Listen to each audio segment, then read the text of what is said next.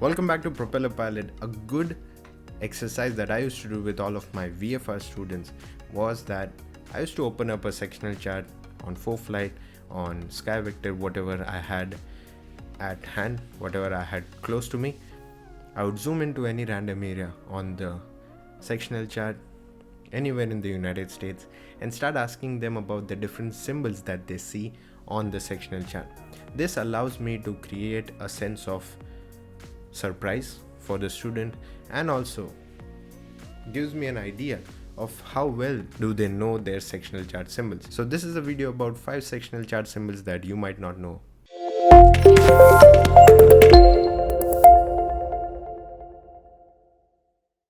Five sectional chart symbols that you didn't know about. The first one is class golf. How does class golf look like on the sectional chart? Now you may say that, Chintan, that's too easy. Anywhere you don't see a dashed magenta line or anywhere that you don't have a controlled airspace, it's golf. You don't have any depiction.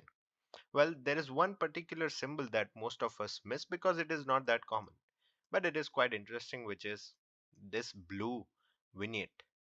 If you take a look at this blue vignette and try to look for it in the chart's symbols, you will see that this blue vignette stands for class Echo starting at 14,500. What does that mean?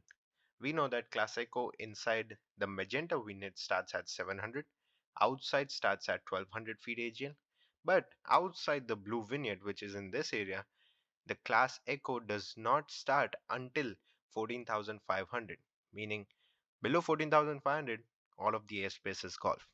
Interesting, right? So remember, the next time you see a blue vignette, it means that on this side of the blue vignette, you have class Echo at 14,500 and all of theirs below is class golf. The next symbol is something that again you might have missed, which is that of non-perennial lakes. Non-perennial lakes or seasonal lakes, how people say it sometimes, are lakes which dry up on certain times of the year. The lakes might not be lakes during the summer, for example. And these lakes are important to understand because if you use Lake Mikosuki as your reference point, but you don't realize that it's a non-perennial lake, you might end up not finding it because the lake is dry. That is why I think it is important for VFR pilots to know about non-perennial water bodies. They do not have water all throughout the year. The next two symbols are related to national security, and obviously you don't want to mess with national security.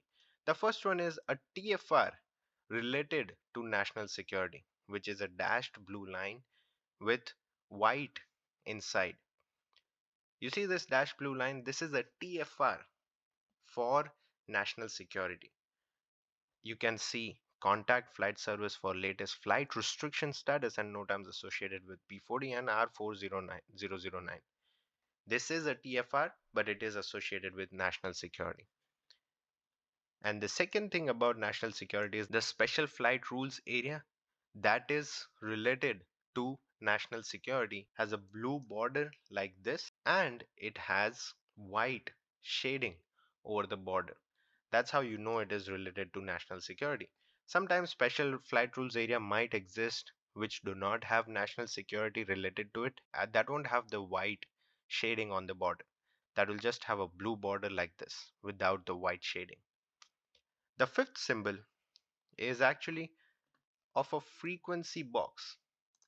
Frequency box, and it is one of my good questions, and it is one of the questions that I'll sometimes ask on a check ride is, what does this R next to the frequency stand for? The R next to the frequency stands for receive only.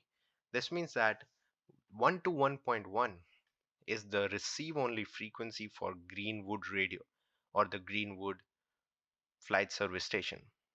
What does that mean? 1 to 2.1 is the channel or the frequency on which Greenwood radio can listen but not talk back.